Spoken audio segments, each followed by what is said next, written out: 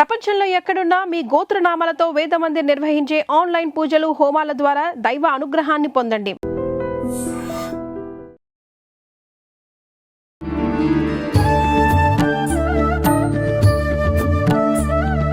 నమస్కారం, welcome to I dream. ధర్మ మార్గం విత్ విజిత కార్యక్రమానికి స్వాగతం.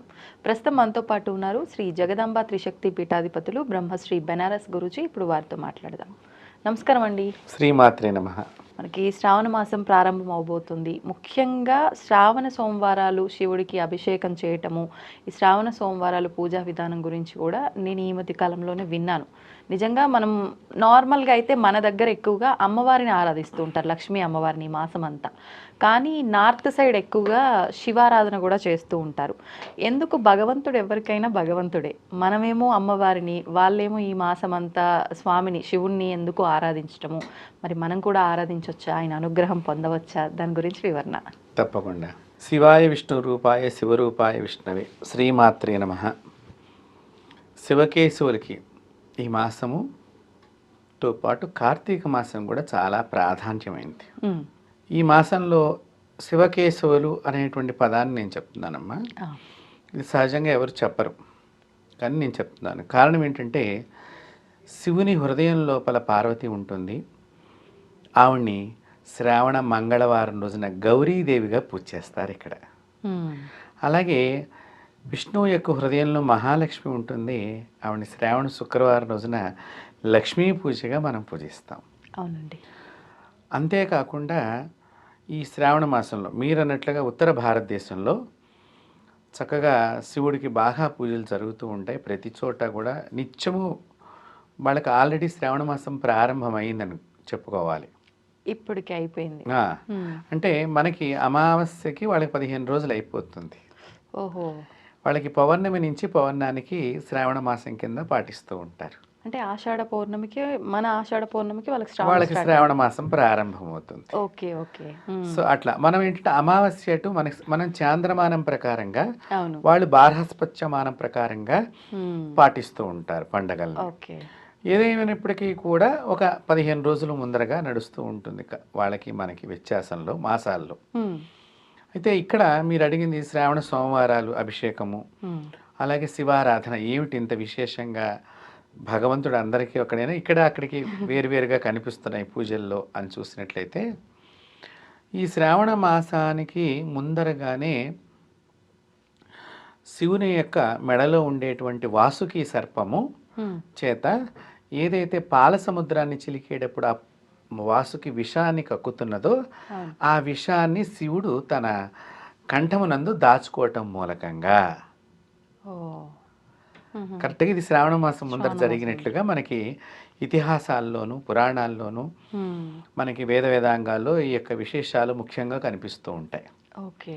ఇక్కడ దీన్ని నభస్ అనేటువంటి విధానం కింద నార్త్ ఇండియాలో దీన్ని, సంస్కృతంలో కూడా నభస్ అంటే ఆకాశమంతా, గగనమంతా. నభస్ అంటే అర్థం అది గగనమంతా.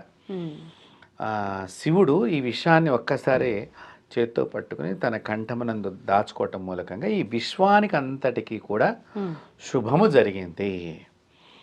అయితే ఈ శుభం జరిగేసరికి మనమందరం బాగానే ఉన్నాము, మిగతా దేవతలు బాగానే ఉన్నారు, కానీ శివుడు ఒక అగ్నిగోళంలాగా ఆయన వేడిగా, శరీరం అంతా వేడిగా తయారైపోయి ఒక రకమైనటువంటి ఆయన శరీరం నుంచి పొగలు సెగలు లాగా వస్తున్నప్పుడు ఇది గమనించినటువంటి మహావిష్ణువు అందరి చేత, ఋషులందరినీ ప్రార్థిస్తే, ఈ శ్రావణ మాసంలో ఎవరైతే కనుక శివుణ్ణి అభిషేకం చేస్తూ ఉంటారో వాతావరణంలో ఒక రకమైనటువంటి భూమి లోపల నుంచి వచ్చేటువంటి, చూడండి ఎండల నుంచి వర్షాకాలానికి వచ్చేసరికి ఒక వేడిలాగా పొగల్లాగా మనకు వచ్చినట్టుగా, అలాగే మనకి మీరు బాగా గమనించండి ఈ మాసంలోనే థ్రోట్ ఇన్ఫెక్షన్స్ ఎక్కువ వస్తూ ఉంటాయి. వాస్తవం, ఆల్రెడీ మనం ఎక్స్పీరియన్స్ చేస్తున్నాం.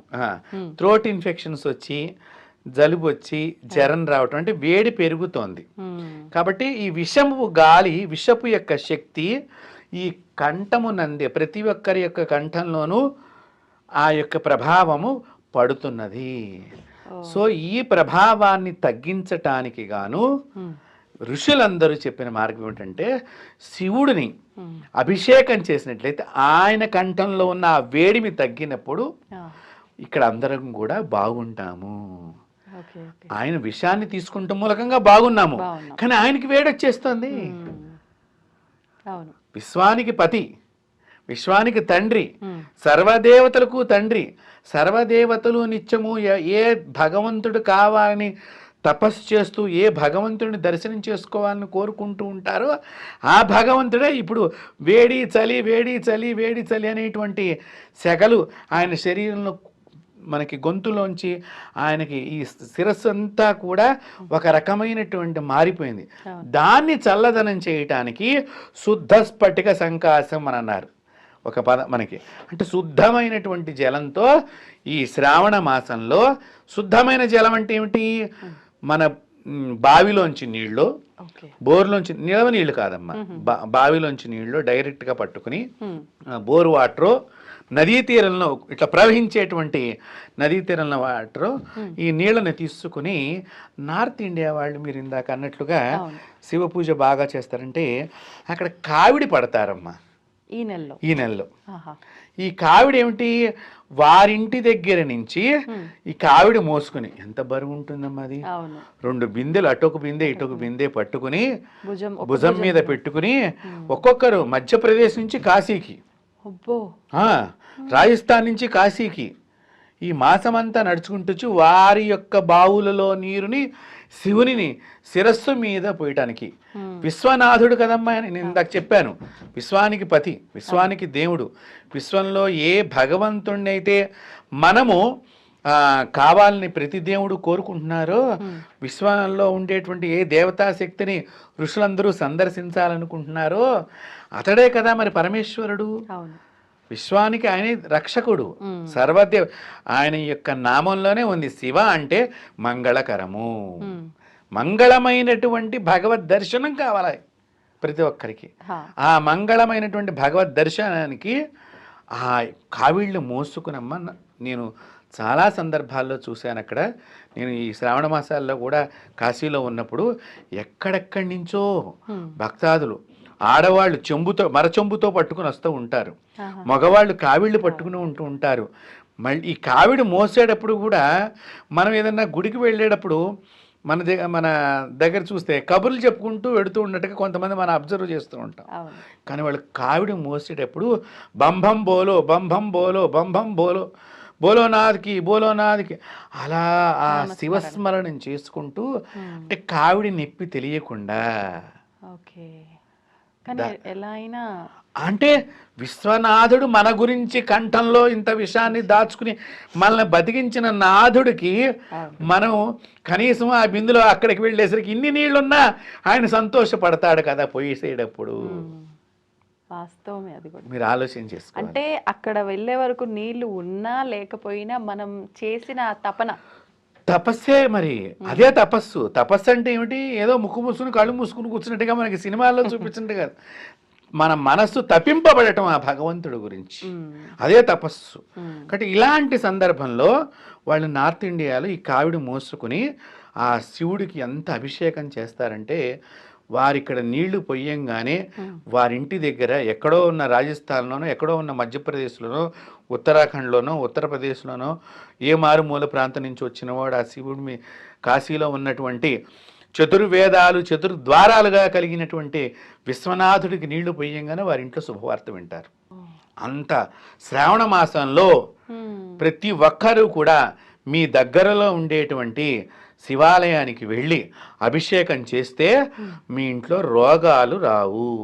ఇంట్లో కూడా చేయొచ్చు అంటారా? ఇంట్లో కూడా చేయవచ్చు. అంటే వెళ్ళలేనటువంటి వారు దేవాలయానికి వెళ్ళటం మూలకంగానమ్మా మనం వెళ్ళేటప్పుడు పవిత్రమైనటువంటి ఆ మంగళ నామాన్ని తలుచుకుంటూ వెడతాం. ఒకటి, అక్కడ ఒక యంత్రం ఉంటుంది, రోజు నిత్యము నైవేద్యం జరుగుతూ ఉంటుంది. 365 రోజులు ఆ గుడి తెరిచే ఉండాలి, దానిలో పూజలు జరుగుతూ ఉండాలి.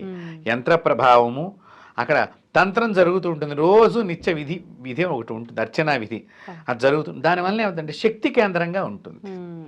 ఇంటిలో వృద్ధులు ఉన్నారనుకోండి, కాళ్ళు కదపలేని వృద్ధులు ఉన్నారు, ఒక బెంచి దగ్గరగా పెట్టుకుని ఏదో వారు ఓం నమ శివాయ ఓం నమ శివాయ అనుకుంటూ ఇక్కడ గుడి లోపలికి వెళ్ళినప్పుడు అక్కడ చక్కగా నమస్సంభవే చమయ భవే చ నమ శంకరాయ చ మైస్కరాయ చ నమ శివాయ శివతరాయ చ అనేటువంటి శివనామాలు చదువుతూ అక్కడ ఆ విధంగా పోసినప్పుడు ఆ శక్తి మన చేతుల్లో మన హృదయం లోపలికి ప్రవేశించకుండా ఎలా ఉంటుంది? మన చేతులతో ఆ బంభంబోలో అనుకుంటూ కావిడి తీసుకువెళ్ళి మన నోటితో ఓం నమ శివాయ అంటూ ఆ యంత్రం మీద ఉన్నటువంటి ఆ శివలింగం మహర్షులు స్థాపన చేసినది, మహర్షులు ప్రతిష్ఠ చేసింది, మహర్షులు జపం చేసిన ప్రదేశ కేంద్రం అది. దేవతలు నిత్యము వచ్చి సంధ్య వేళ అక్కడ హారతిస్తారు కాశీల విశ్వనాథుడికి. ఈ రోజుకి కూడా ప్రదోష కాలంలో సర్వదేవతలు సప్త ఋషిహారతి అని ఉంటుందమ్మా అక్కడ. కంపల్సరిగా ఆ సమయంలో దేవతలందరూ వచ్చి విశ్వనాథుడి గురించి ఇలా నమస్కార ముద్రలో ఉంటారు. అలాంటిది కాశీ మహాక్షేత్రం. అందుకని నార్త్ ఇండియా వారందరూ కూడా ప్రధానమైనటువంటి విశ్వనాథుని యొక్క క్షేత్రానికి ఈ యొక్క అభిషేకాన్ని మా ఇంట్లోంచి, మా బావుల్లోంచి, మా బోర్లోంచి, మా ఇంటి దగ్గర పారే ఉపనదుల యొక్క పాయలలోంచి నీరు తీసుకువెళ్ళి ఆయనకు సమర్పణ చెయ్యాలనే భావన ఉత్తర భారతంలో ఇది బాగా కనిపిస్తుంది. అక్కడ ప్రతి శివాలయము కూడా శ్రావణ మాసంలో దేదీప్యమానంగా పూజలు, మళ్ళీ ఉమ్మెత్త పువ్వు పూజలు, చక్కగా అన్ని రకాలైనటువంటి పంచామృతాలతోనూ దేదీప్యమానంగా శుద్ధ జలం ఎక్కువగా వేస్తూ ఉండాలి ఈ శ్రావణ మాసంలో. ఎందుకంటే మీకు చూడండి, ఈ శుద్ధ జలం అని బాగా చెప్తున్నా నేను. మనకి నీరు రకరకాల నీళ్లు మనం అక్కడక్కడ తాగినప్పుడు ఈ వేడి కింద భూమిలోంచి వచ్చేటువంటి ఒక ఆవిరి, వాతావరణంలో ఒక రకమైనటువంటి మార్పు, ఈ రెండిటి మధ్య మన గొంతు, ఇది ఆకాశము, ఇది కింద భాగం మనం పృథ్వీ చూసుకుంటే ఈ మధ్యలో ఈ గొంతు దగ్గర కొంచెం మనకు తేడా కనిపిస్తూ ఉంటుంది. కాబట్టి అక్కడనే మనకి వ్యాధి సంక్రమిస్తుంది. థ్రోట్ ఇన్ఫెక్షన్ అనేది ఈ సమయంలోనే వస్తుంది. అంటే ఏంటి, విషపు గాలులు లాంటివి ఈ సృష్టిలో ఉంటే దాన్ని శివుడు మాత్రమే తీసుకుని మనల్ని ఆరోగ్యవంతులుగా చేస్తాడు. అందుకని ఆరోగ్యాన్ని ఇచ్చేటువంటి ప్రధానమైన దేవత శివుడు. కాబట్టి శ్రావణ మాసంలో మన దక్షిణ భారతదేశంలో కూడా ప్రధానమైన దేవాలయాల్లో ఇప్పటికీ చేసేటువంటి సంప్రదాయం ఉన్నది, మనకి ఉంది, జరుగుతుంది. శ్రావణ సోమవారము రోజున విశేష పూజ చక్కగా చేస్తారు ఇక్కడ కూడా. అయితే మీరు ఇంకొక విషయం చెప్పారు, మళ్ళీ మనం అమ్మవారి పూజలు చేస్తాము అక్కడికి అని చెప్పేసి. సహజంగా ఈ శ్రావణ మాసంలో ఏంటంటే కొత్తగా పెళ్ళైనటువంటి కోడలు ఇంటికి వస్తుంది కదమ్మా. ఈ ఆషాఢానికి ఒక మాసం మనం రానివ్వము, ఇద్దరిని వేరువేరుగా ఉంచటం జరుగుతుంది. ఇప్పుడు ఆ కొత్త కోడలి చేత కారణం ఏమిటంటే, ఎప్పుడైనా కూడా స్త్రీకి ఎంత గొప్ప విలువ ఇచ్చారంటే వేదాల్లోనమ్మా చాలా గొప్ప విలువనిచ్చారు. మీరు అడిగినటువంటి ప్రశ్న నేటి సమాజంలో స్త్రీలందరూ కూడా, చదువుకుంటున్న స్త్రీలు అందరూ కూడా తెలుసుకోవలసిన విషయం. వేదంలో స్త్రీని ఒక దేవతగా పూజించినటువంటి భూమి ఎక్కడన్నా ఉన్నదంటే అది భారత భూమి మాత్రమే. ఇంకెక్కడా లేదు పూజ స్త్రీకి, ఒక భారతదేశంలోనే పూజించారు. పూజించడమే కాదు, వేదాల్లో చెప్పారు, పాఠ్యాంశాల్లో చెప్పారు. స్త్రీని ఎక్కడైనా కూడా ఉన్నత స్థితిగా చూపించారు, స్త్రీని గౌరవించారు మన భారతదేశంలో. అలా మనకి స్త్రీలకు హక్కులు లేవంటే కనుక ఝాన్సీ లక్ష్మీబాయి రాణి అయ్యేదా? అలాగే కాకతీయ సామ్రాజ్యానికి రాణి రుద్రమదేవి. కాబట్టి ఇలాంటి వాళ్ళు మనకు గతంలో చాలామంది ఉన్నారు, మహిళామణులు. కాబట్టి ఇలాంటి గొప్ప గొప్ప స్త్రీలు మన చరిత్రలో కనిపిస్తున్నారు. అయితే ఇక్కడ ఈ కొత్త కోడలు రావటంతో ఏమవుతుందంటే, ఈ కోడలు రాక అసలు సూచిక ఏమిటంటే భర్త అడుగుతాడట పెళ్ళప్పుడు. ఈ మంగళసూత్రం కట్టే అర్థంలో కూడా, ఈ పెళ్లిలో కూడా, అమ్మా నువ్వు నా ఇంటికి వస్తున్నావు, నా ఆరోగ్యాన్ని కాపాడటానికి నువ్వు వస్తున్నావు. నీ రాక దేనికి సూచిక? నా ఆరోగ్య రక్షణకి. అందుకని చూడండి, భర్తకు ఆరోగ్యం బాగుండలేదంటే ఊరంతా వెళ్ళి మా ఆయనకి బాగుండలా, ఏమైపోయింది, ఏ దిష్టి తగిలిందో అది అని చెప్పేసి గురువుల దగ్గరికి వెళ్ళిపోయి పాపం స్త్రీలు ఆయన బాగుండాలి అని చెప్పి రకరకాల పూజలు చేస్తారు. మీరు ఎక్కడైనా ఆడది బాగుండకపోతే మగవాడు వెళ్ళి పూజలు చేసినట్టుగా ఎక్కడైనా గమనించారా? బహు కొద్దిగా ఉన్నారు, అలాంటి మగవాళ్ళు కూడా ఉన్నారు. కానీ మగవాడికి బాగుండలేదు అంటే స్త్రీ మెడలో భర్త కట్టినటువంటి బంగారపు సూత్రాలను కూడా వెంకటేశ్వర స్వామికి నిలువు దోపిడీ అనే పేరుతో ఇచ్చేటువంటి గుణం ఒక స్త్రీకి మాత్రం. అంటే భర్త అంటే ఆమెకు అంత ప్రేమ తన భర్తకి. అందుకనే ఈ భర్త అడుగుతాడు, పెళ్లి సందర్భంలో అమ్మ నువ్వు నా ఇంట్లోకి వచ్చేది నా ఆరోగ్య రక్షణకి, ఇదొక్కటే కాదు నా వంశ రక్షణకి. వంశరక్షణ అంటే సంతానం కావాలి కదా. అవును. మీరు చూడండి, కడుపుతో ఉన్నప్పుడు ఆవిడ రోజు పూజలు చేసి మా ఆయనకి మగపిల్లాడు పుట్టాలి, వాడి వంశం ఆడది కోరుకుంటుంది. మగవాడు పుట్టకపోతే నేను చూస్తా అన్నట్టుగా మాట మనం పాతకాలపు సినిమాల్లో కూడా ఇట్లాంటి మాటలు నా తాతలు అన్నట్లుగా మనం కొన్ని సిచ్యువేషన్స్ చూస్తే పల్లెటూళ్ళల్లో కూడా కొంతమంది మాటలు నువ్వు కోడలా మనవన్నే కనాలి అని మామగారు అంటాం, ఇలాంటివి కూడా. కానీ ఆమె మాత్రము మంచి సంతానమై మా ఇల్లు నిలబడాలి, మా వంశం నిలబడాలి, మా వారి గోత్రం నిలబడాలి అనుకునే మనస్సు స్త్రీకి మాత్రమే ఉన్నదమ్మా. కాబట్టి ఇలాంటి శుభమైన లక్షణాలు కలిగిన పిల్ల ఇక్కడికి వచ్చిన తర్వాత ఆమె సౌభాగ్యానికి, కొత్త కోడలు రాగానే మనకేంటి వస్తే అందరం వచ్చి చూస్తాం. చుట్టుపక్కల ఇంట్లో ఉన్న అటువంటి ఆడవాళ్ళు ముఖ్యంగా మీ కోడలు ఎలా ఉంది, నల్లగా ఉందా, తెల్లగా ఉందా అంటూ ఈ స్త్రీలందరూ బయలుదేరి చూడటానికి వస్తారు. ఈ దృష్టి దోషం వలన భర్తకి తగులుతుందేమో చెడని చెప్పి తను గౌరీదేవి పూజ చేస్తుంది. శ్రావణ మంగళ గౌరీ పూజ అది. ఈ దక్షిణ భారతదేశంలో మన తెలుగు రాష్ట్రాలు ఎక్కువగా కనిపించే ఈ శ్రావణ మాసంలో గౌరీ పూజ అందుకు పెళ్ళైన నాటి నుంచి తను ఎంతకాలం సౌభాగ్యంగా ఉంటుందో అంతకాలం చేస్తూనే ఉండేటువంటి మంగళ గౌరీ పూజ అంత గొప్పది. పెళ్ళైన కొత్తలో ఆచరించిన వారు మాత్రమే ఇలా వరుసగా చేయాలా? మధ్యలో కూడా చేయవచ్చు అమ్మా. అయ్యో, ఆ స్త్రీ యొక్క సౌభాగ్యం రక్షణ కోసం కదా ఇది. కాబట్టి ఇలాగా ఈవిడ చేస్తూ గౌరీదేవి కింద ముత్తైదువును పిలుచుకోవాలి ఇంటికి. ఈ 5 వారాలు 4 వారాలు మంగళవారాలు వస్తాయి కదమ్మా, ఆ గౌరీదేవి కింద పుచ్చుకుని ముత్తైదువుకి వాయనం ఇవ్వటం మన దగ్గర ఎక్కువగా ఉంటుంది. శనగలు, నానబెట్టిన శనగలు, తాంబూలము, 2 జాకెట్ ముక్కలు, కొంచెం శక్తి కలిగిన వాళ్ళు ఒక చీరను ఇచ్చుకుని కాళ్ళకి పసుపు రాయటం, కాటిక తయారు చేస్తారు. మీకు బాగా దీపాన్ని పెట్టి ఆవు నెయ్యి రాస్తారమ్మ. కాటిక తయారు చేయటం కూడా మార్కెట్లో ఇప్పుడు మీరందరూ కూడా మార్కెట్లో పెట్టుకుని కంటికి రాసుకుంటూ ఉంటారు. కళ్ళ వ్యాధులు కూడా వస్తూ ఉంటాయి. కానీ ఆవు నెయ్యితో తయారు చేసినటువంటి ఒక ఇత్తడి పాత్రకి శుభ్రంగా కడిగేసమ్మ తుడవాలి. తుడిచి దానికి ఆవు నెయ్యి బాగా పేరు నెయ్యి పట్టించాలి. ఇత్తడి పాత్రకి పేరు నెయ్యి పట్టి దాని కింద ఆవు నెయ్యి దీపం పెట్టాలి. ఈ దీపపు పొగ వెళ్ళి దీనికి పట్టుకుని కాటికగా మారుతుంది. అట్లా ఎంతసేపు పెడితే అవుతుంది? ఆ రోజంతా పెడతారు. దీపం కూడా ఆవు నెయ్యి దీపమే. ఇది వల్ల నల్లగా ఒక రకమైన మసిలాగా పడుతుంది. దీనిని కళ్ళకు రాసుకుంటే చాలా శ్రేష్టము.